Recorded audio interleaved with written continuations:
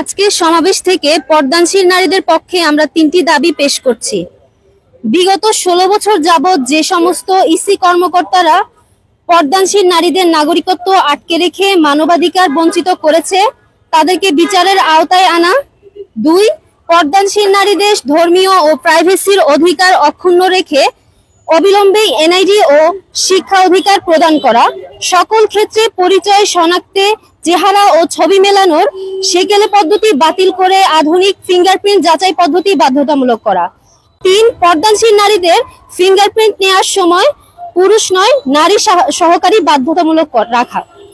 ফেনীতে পর্দাশীল নারীদের জন্য তাদেরকে যেন তাদের নাগরিকত্ব এবং ছবিবিহীন ফিঙ্গারপ্রিন্ট সহ তাদেরকে যেন নাগরিকত্ব দেওয়া হয়, সেই দাবিতে আজকে মুসলমানদের ব্যানারে আমরা কথা বলেছিলাম।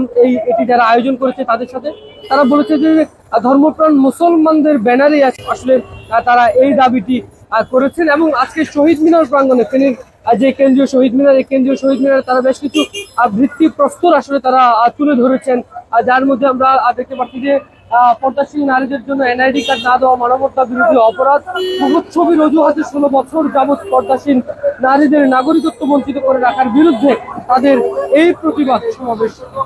এছাড়াও নিশ্চয়ই কিয়ামতের দিন প্রাণীর ছবি তৈরিকারী ব্যক্তির সর্বাধিক কঠিন শাস্তি হবে। পরিচয় যাচাইয়ের ছবি দুর্নীতি বান্ধব আর ফিঙ্গারপ্রিন্ট দুর্নীতি রোধক। রাষ্ট্রধর্ম ইসলামের পর্দাশীল নারীদের নাগরিকত্ব নেই। পর্দাশীল মহিলাদের পর্দার সাথে জমি রেজিস্ট্রি, ব্যাংক অ্যাকাউন্ট এবং OMS কার্ড, বয়স্ক ভাতা, বিধবা ভাতা কার্ড তৈরি